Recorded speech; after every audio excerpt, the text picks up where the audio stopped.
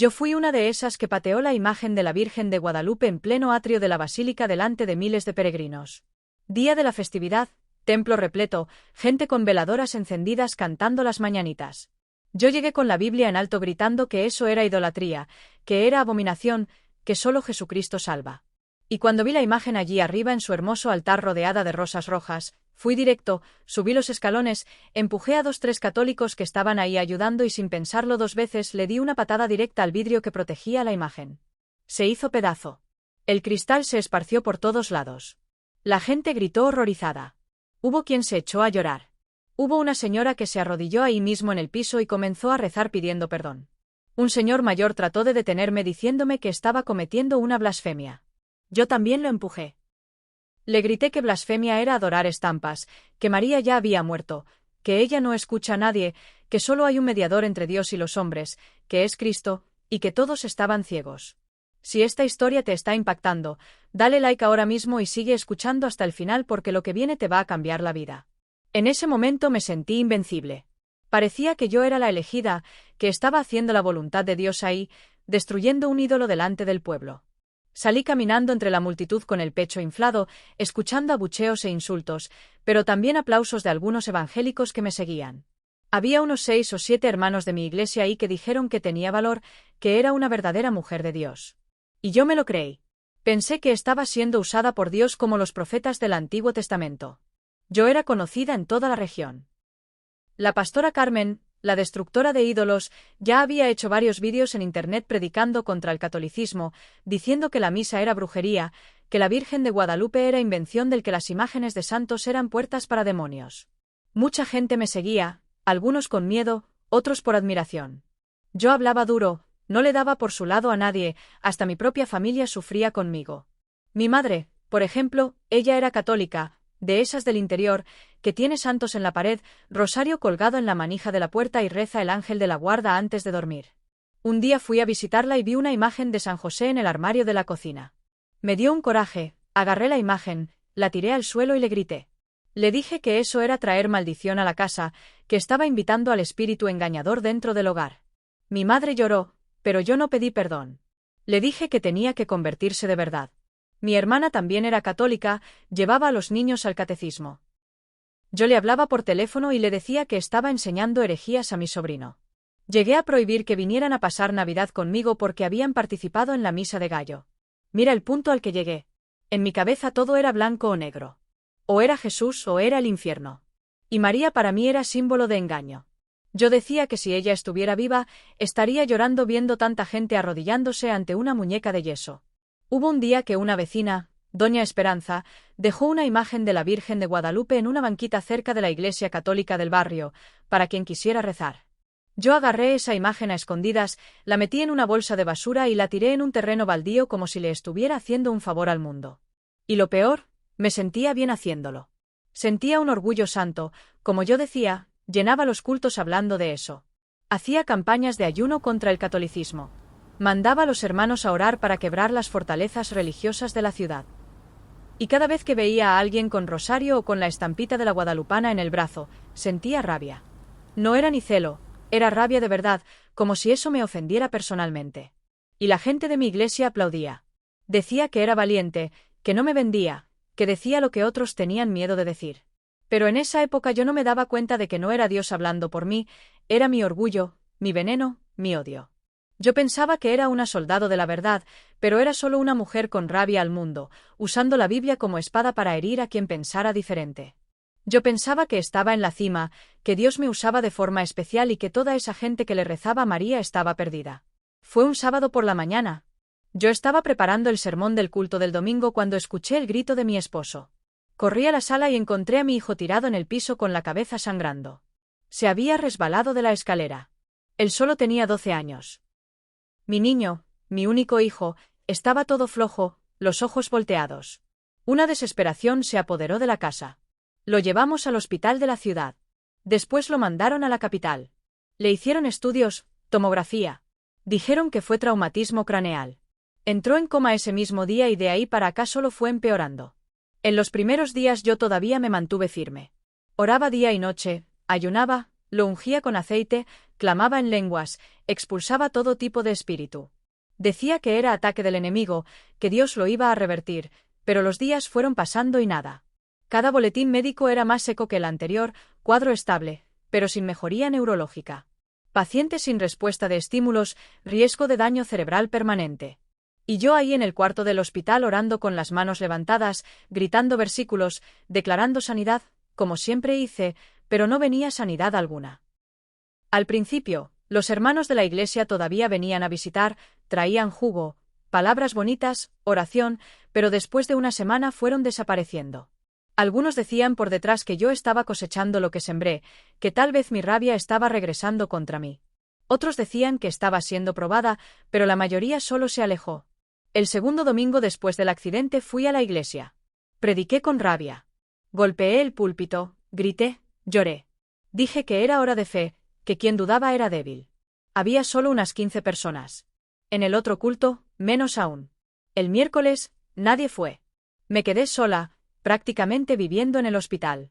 Las paredes blancas se volvieron mi rutina, el olor a desinfectante se metió en mi ropa, y el sonido de las máquinas que monitoreaban a mi hijo era lo único que me recordaba que todavía estaba vivo. Por las noches, cuando los pasillos se quedaban vacíos, me arrodillaba junto a su cama y lloraba hasta quedarme sin fuerzas.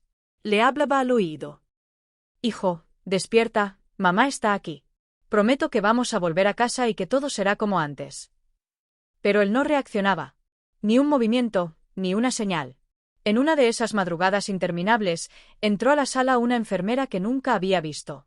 Llevaba en las manos un pequeño ramo de flores y una imagen de la Virgen de Guadalupe enmarcada. Me dijo con suavidad. Sé que usted es pastora y que quizás no esté de acuerdo, pero yo siento que ella puede ayudar. Si quiere, puedo dejarla aquí, a un lado de la cama, para que lo cuide. La miré con frialdad. No, gracias. No necesito eso. Tengo a mi Dios. Lo entiendo, respondió ella, pero recuerde que también fue madre y que sabe lo que es sufrir por un hijo. Se marchó sin insistir, pero sus palabras quedaron rebotando en mi cabeza toda la noche. Al día siguiente, otra enfermera me preguntó si podía rezar un Ave María junto a mí. Le dije que no, casi con brusquedad, y ella tampoco insistió. Me molestaba que aparecieran con esas propuestas, pero, en el fondo, empezaba a notar que sus rostros irradiaban una paz que yo no tenía. Pasaron semanas. Los médicos me decían lo mismo, no hay avances. Mi esposo empezó a pasar menos tiempo en el hospital, tenía que trabajar y también, lo sé, no soportaba ver a nuestro hijo así. Yo tampoco lo soportaba, pero no podía alejarme. Cada mañana entraba un rayo de sol por la ventana de la habitación, y yo lo interpretaba como una señal de que Dios me escuchaba. Pero luego venía la noche, y el silencio me aplastaba. Un martes, cerca de las 6 de la tarde, la primera enfermera volvió. Sin decir nada, dejó sobre la mesita un pañuelo bordado con la imagen de la Virgen. Lo colocó con cuidado, como si fuera algo frágil, y me dijo: no es para que le rece, si no quiere. Solo para que recuerde que no está sola. Ese día no la rechacé. Ni siquiera respondí. Simplemente dejé el pañuelo ahí. Esa noche lo miré varias veces. No recé, pero sentí algo extraño, como si hubiera una presencia en la habitación, una calma que no venía de mí. Al día siguiente, mientras mi hijo seguía inmóvil, me descubrí pensando en María como madre. No en la ídolo que yo denunciaba, sino en la mujer que sostuvo a su hijo muerto entre sus brazos. Y entonces me vi a mí misma, una madre rota, incapaz de devolverle la vida a su hijo, rogando a Dios que hiciera un milagro. Me resistía a admitirlo, pero esa imagen me conmovía. Pasaron unos días más y decidí, casi sin darme cuenta, hablarle en silencio. Si de verdad puedes entender lo que siento, si puedes pedirle a tu hijo por mi niño, ayúdame. Fue una frase breve, como una gota cayendo en un desierto, pero abrió algo en mi interior. No pasó nada extraordinario. No hubo luces, ni voces, ni mi hijo despertó de repente. Pero yo sentí que, por primera vez en meses, podía respirar sin que el pecho me doliera tanto. A partir de ese momento, comencé a aceptar las visitas de las enfermeras que traían imágenes o estampas. Algunas rezaban un Padre Nuestro, otras simplemente me ofrecían compañía. Yo no repetía las oraciones, pero ya no las interrumpía. Poco a poco, la rabia que llevaba dentro empezó a aflojar. Un sábado por la tarde, entró al cuarto el capellán del hospital. Era un hombre mayor, de voz suave y mirada firme. Me preguntó si podía bendecir a mi hijo. Dudé, pero luego asentí. Mientras oraba, Mencionó a la Virgen como madre que intercede y me sorprendí a mí misma sin sentir rechazo. Al contrario, me pareció lógico que, si ella estuvo al pie de la cruz, también pudiera estar al pie de mi dolor. Las semanas se convirtieron en meses. No hubo mejoría, pero tampoco empeoró. Yo ya no pasaba el tiempo gritando versículos o reprendiendo demonios. Pasaba horas simplemente sentada, hablándole a mi hijo, cantándole canciones de cuando era niño, contándole historias. Y, en algunos momentos, cuando el peso era insoportable, miraba la pequeña imagen que había quedado en la mesa y le pedía a esa Madre Celestial que no me dejara caer. Una tarde, mi hermana vino a visitarme. Ella, que siempre había sido católica y con la que había peleado tanto, me trajo un rosario. No te lo doy para que cambies de religión, me dijo. Te lo doy porque sé que te puede acompañar. Lo tomé sin discutir. Esa noche, sin saber muy bien cómo, pasé las cuentas entre mis dedos. No recé las oraciones como las dicen los católicos, simplemente fui poniendo en cada cuenta una palabra: ayúdame, sosténme, acompáñame. Me sentí un poco menos sola. En una de las últimas revisiones, el médico nos dijo que podíamos llevar a mi hijo a casa con cuidados especiales. No había garantía de que despertara, pero sí de que estaría más cómodo en su entorno. Así lo hicimos. Preparar su cuarto fue un trabajo enorme, y varias vecinas, católicas y evangélicas, vinieron a ayudar. Algunas colocaron discretamente imágenes marianas en las paredes, y yo no las quité. Cuando por fin lo tuvimos en casa, sentí que comenzaba una nueva etapa. Seguía pidiéndole a Dios el milagro, pero también aprendí a agradecer los pequeños momentos: el calor de su mano, la luz entrando por la ventana, el canto de los pájaros en la mañana. Y, en ese agradecimiento, la figura de María ya no era una enemiga, sino una compañía. No sé en qué momento exacto dejé de verla como un ídolo. Creo que fue en esas madrugadas en que, agotada y con los ojos hinchados, la imaginaba sentada junto a mí, cuidando de mi hijo, como si también fuera suyo. Los días en casa fueron muy distintos a lo que había imaginado. No había ese ambiente de victoria espiritual que yo predicaba cuando hablaba de ver la mano de Dios. Había silencio, rutinas de cuidado, horas enteras vigilando signos vitales, cambiando sondas, revisando que no hubiera llagas en la piel. Mi hijo estaba allí, respirando, pero no estaba. Y yo tenía que aprender a vivir con esa presencia-ausencia que duele como nada en el mundo. La primera semana, vinieron varios hermanos de la iglesia evangélica a orar. Entraban, imponían manos, gritaban, reprendían todo espíritu de enfermedad y declaraban sanidad. Yo escuchaba, pero algo en mí ya no respondía igual. Antes, esas oraciones me llenaban de energía, ahora me parecían huecas, como si fueran repeticiones automáticas. No lo decía en voz alta, pero dentro de mí sentía que algo me estaba cambiando. Una tarde, una de esas hermanas me dijo: «Pastora, tiene que mantener la fe. Si usted duda, el enemigo gana terreno». Yo la miré y respondí con calma: «La fe también puede ser silenciosa. No siempre se grita». Ella me observó como si hubiera dicho una herejía. Poco a poco, las visitas evangélicas fueron menos frecuentes. En cambio, aparecieron más vecinas y conocidas católicas. Traían comida, se ofrecían a lavar ropa, cuidaban un rato a mi hijo para que yo pudiera dormir una siesta. Algunas dejaban en la mesita del cuarto pequeñas estampas de la Virgen o de santos. Antes yo las habría tirado a la basura. Ahora simplemente las dejaba donde estaban. Una de esas tardes, vino doña Rosario, una mujer mayor que vivía a 2 calles. Se sentó junto a la cama de mi hijo, le tomó la mano y comenzó a rezar en voz muy baja. Yo estaba en la cocina, pero podía escucharla. Su voz era tan suave que no interrumpía la paz del lugar. Cuando terminó, se acercó a mí y me dijo: «No se rinda, hija. Las madres tenemos una fuerza que no viene de nosotras, viene de Dios». Le sonreí, sin darme cuenta, la abracé. Con el paso de los meses, me di cuenta de que ya no hablaba mal de la Virgen en mis predicaciones. Seguía predicando de Jesús, pero sin atacar. Mis sermones eran más sobre consuelo, paciencia y esperanza que sobre condena. Algunos miembros lo notaron y se incomodaron. Un diácono llegó a decirme que me estaba ablandando demasiado y que eso podía confundir a la congregación. Yo solo respondí: «Tal vez necesitamos más corazón y menos piedra». En una ocasión, recibí una invitación para predicar en otra ciudad. Antes lo habría aceptado sin pensarlo, pero ahora no quería dejar a mi hijo. Decliné con una carta agradeciendo la oportunidad. El pastor que me invitaba insistió, diciendo que podía llevarlo conmigo y que allá orarían por él. Le respondí que no era cuestión de orar más fuerte o con más gente, sino de estar donde él me necesitaba. En esos días comencé a leer más sobre María. No desde un punto de vista doctrinal, sino humano. Leí pasajes del Evangelio que antes pasaba por alto: las bodas de Caná, la visita a Isabel, su presencia al pie de la cruz. Me conmovía imaginarla acompañando a Jesús en silencio, soportando cada dolor. Esa imagen me hablaba más que cualquier discurso. Una noche, después de acostar a mi hijo, encendí una pequeña vela frente a la imagen que me había regalado la enfermera. No hice ninguna oración larga, solo dije: Madre, ayúdame a seguir. Esa noche dormí un poco mejor. Mis cambios no pasaron desapercibidos. Algunas personas de la iglesia dejaron de hablarme. Otros comenzaron a murmurar que me estaba volviendo católica. Yo no me defendía, simplemente no tenía fuerzas para entrar en discusiones. Sabía lo que estaba viviendo y eso era suficiente. A mediados de ese año, me llamaron del hospital para una revisión de rutina. Durante la cita, el médico me dijo que el estado de mi hijo seguía igual, sin cambios significativos. Al salir, pasé por la capilla del hospital. Era pequeña, con bancos de madera y una luz tenue. En el altar había un crucifijo y, a un costado, una imagen de la Virgen. Mi senté en silencio.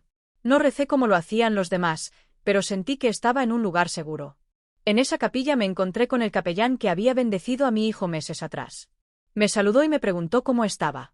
Terminamos conversando por casi una hora sobre el dolor, la fe y la paciencia. Me dijo algo que no olvidaré. A veces, los milagros no son que alguien se levante de la cama.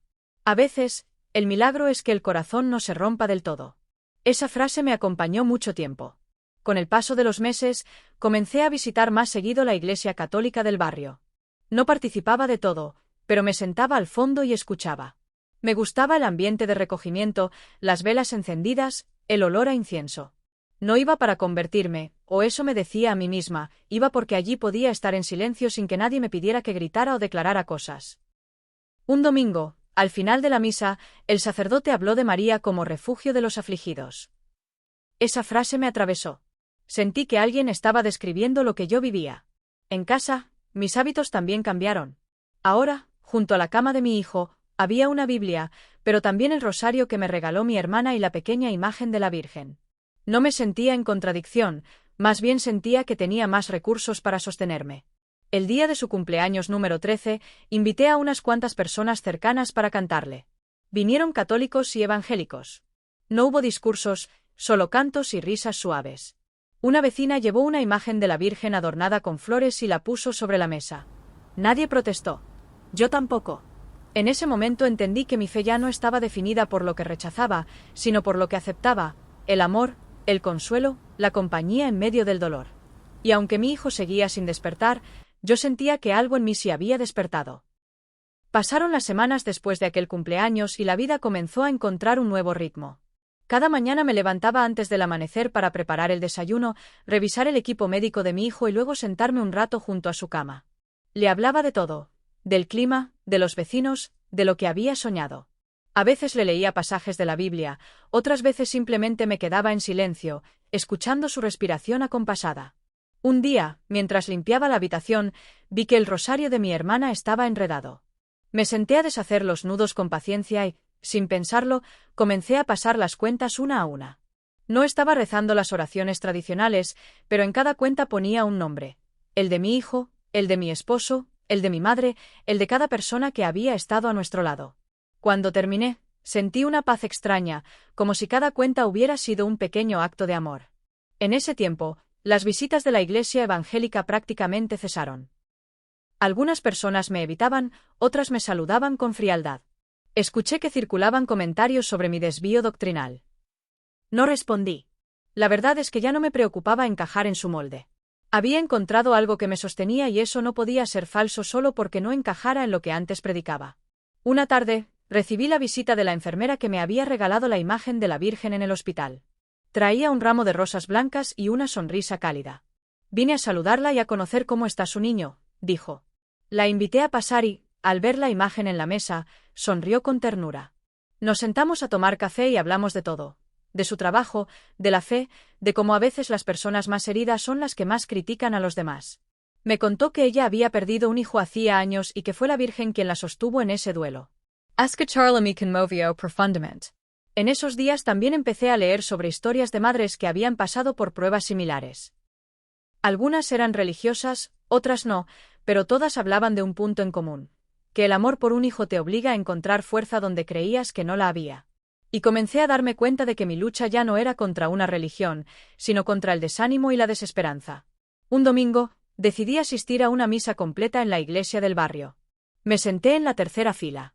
Cuando llegó el momento de la consagración, observé cómo todos se arrodillaban. Yo no lo hice, pero sentí un profundo respeto por lo que allí estaba sucediendo. El sacerdote habló en su homilía sobre el pasaje de las bodas de Caná y cómo María no discutió con Jesús, sino que simplemente confió y dijo: «Hagan lo que él les diga». Esa frase se me quedó grabada. Tal vez esa era la lección que yo necesitaba: confiar sin exigir, sin imponer mis condiciones. En casa, empecé a integrar pequeños momentos de oración más tranquilos. No eran los gritos y declaraciones de antes, sino conversaciones sencillas con Dios y, a veces, con María. Le contaba mis miedos, mi cansancio, mis dudas. Y, aunque mi hijo no despertaba, yo sentía que algo en mí estaba sanando. Un día, mi madre vino a visitarme. Hacía tiempo que no la veía. Entró a la habitación, se acercó a la cama de su nieto y le puso en la mano una pequeña medalla de San José. Yo no dije nada, solo observé. Luego, al sentarnos en la cocina, me miró a los ojos y dijo: «Me alegra que ya no destruyas las cosas que no entiendes». Esa frase me golpeó, pero también me liberó. Me di cuenta de cuánto daño le había hecho antes con mis actitudes, y aunque no pedí perdón en ese momento, sabía que algún día lo haría. Poco después, comencé a participar en un grupo de apoyo para cuidadores de personas en estado de coma o con discapacidad severa. Allí había gente de todo tipo: creyentes, agnósticos, católicos, evangélicos. No importaban las diferencias, todos compartíamos el mismo peso y la misma necesidad de compañía.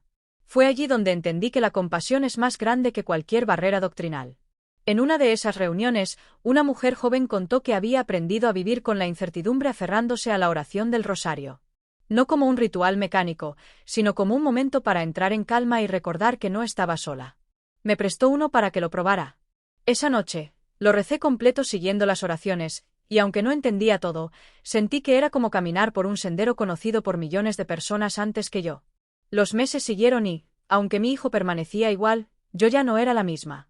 Mis días tenían un nuevo propósito: cuidarlo, amarlo, estar presente. Y, en medio de eso, había encontrado una forma de fe más humilde y más real. Ya no necesitaba imponer mi visión a nadie, bastaba con vivirla. En diciembre, llegó la fiesta de la Virgen de Guadalupe. Antes, yo la habría aprovechado para hacer algún acto de protesta. Ese año, simplemente encendí una vela junto a su imagen y agradecí por haber llegado viva y con fuerzas hasta ese día. No sabía qué traería el futuro, pero sentía que podía afrontarlo. Esa noche, mientras me quedaba dormida, pensé que quizá el mayor milagro que había recibido no era la curación física de mi hijo, sino la curación de mi propio corazón. El año nuevo llegó sin grandes celebraciones. En casa, apenas nos dimos un abrazo a medianoche, cuidando de no despertar a mi hijo, que dormía tranquilo en su cama especial.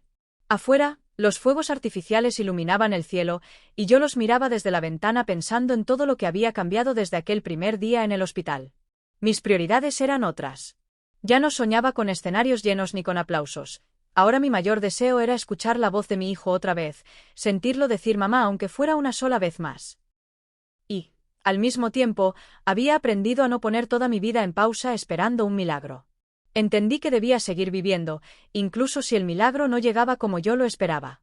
En enero, una vecina me invitó a participar en un rosario comunitario en su casa. Dudé, pero finalmente acepté. Al llegar, encontré a unas 10 personas reunidas en la sala, con velas encendidas y un ambiente de recogimiento. No me sentí fuera de lugar. Durante el rezo, cerré los ojos y dejé que las voces me envolvieran. No recité todo, pero en cada misterio ponía la imagen de mi hijo, de su vida antes del accidente, de nuestras risas en familia. Fue un momento profundo.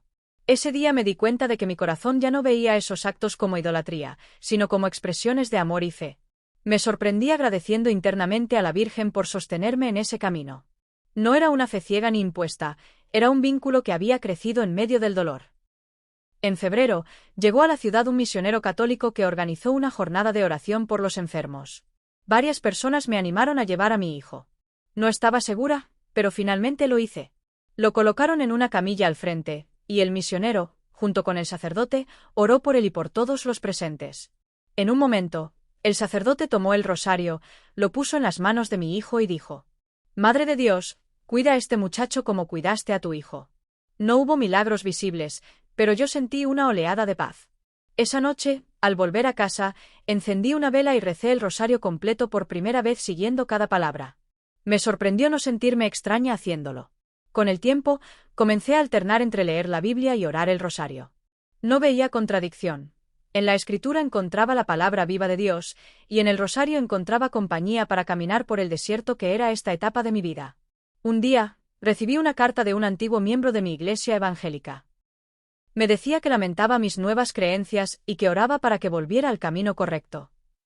La leí con calma y, en lugar de sentirme atacada, me sentí agradecida de que al menos pensara en mí. No respondí con argumentos, simplemente le envié un mensaje diciendo: Gracias por tus oraciones, también oro por ti. En marzo, se organizó una peregrinación local a un santuario mariano cercano. No tenía pensado ir, pero mi hermana insistió. Logramos llevar a mi hijo en una furgoneta adaptada. Al llegar, el santuario estaba lleno de flores y velas. Gente de todas las edades caminaba descalza, otros cantaban, otros lloraban. Me conmovió ver tanta devoción. Entré con mi hijo y me quedé frente a la imagen principal. No recé pidiendo un milagro inmediato. Solo dije: enséñame a amar y a confiar como tú lo hiciste. Ese día, sentí que había cruzado una frontera invisible. Ya no tenía miedo de lo que otros pensaran. Mi fe ya no era una lista de lo que debía o no debía hacer. Era un lugar donde podía descansar. La vida siguió. Algunas mañanas eran muy difíciles, sobre todo cuando el cansancio me ganaba. Pero incluso en esos días, encontraba fuerzas en pequeñas cosas: una canción que me recordaba momentos felices, una palabra amable de un vecino, la calma de una tarde soleada. Y sí, muchas veces en la imagen de la Virgen que seguía en la mesa junto a la cama. En junio, recibí una invitación para compartir mi testimonio en una reunión interreligiosa sobre cuidado y fe. Allí, frente a personas de distintas creencias, conté mi historia sin filtros, cómo pasé de rechazar todo lo que tuviera que ver con María a encontrar en ella un sostén real. No intenté convencer a nadie, solo hablé desde mi experiencia. Al final, varias personas se acercaron a abrazarme, algunas con lágrimas en los ojos. En agosto, durante una noche de lluvia intensa, se fue la luz en toda la colonia. Encendí velas en la casa y me senté junto a mi hijo. El silencio y el sonido de la lluvia me hicieron pensar en aquel primer día en el hospital, en el miedo y la rabia que sentía. Me di cuenta de cuánto había cambiado. Ahora había aprendido a vivir en paz incluso en medio de la tormenta. En octubre, cumplí años. No hubo fiesta grande, pero mi hermana me llevó un pastel pequeño. Antes de partirlo, me pidió que hiciéramos una oración. Yo tomé el rosario, lo sostuve en mis manos y di gracias por un año más de vida, por las personas que habían permanecido a mi lado y por la fuerza que había encontrado en medio de la prueba. Llegó diciembre otra vez, y con él, la celebración de la Virgen de Guadalupe. Este año, me uní a la procesión del barrio. Caminé con una vela en la mano, llevando en mi corazón a mi hijo y a todas las madres que, como yo, luchaban por sostenerse. No necesitaba demostrar nada a nadie. Sabía que mi fe era auténtica, aunque no se pareciera a la de antes. Esa noche, ya en casa, me senté junto a la cama de mi hijo. Lu akrasi al cabello y sir. No sé si algún día despertarás, pero quiero que sepas que, pase lo que pase, mamá está aquí. Y que hemos aprendido a vivir con esperanza, gracias a Dios, y gracias a la madre que Él nos dio. No hubo respuesta. Solo el sonido tranquilo de su respiración. Pero en ese silencio, sentí que todo estaba dicho.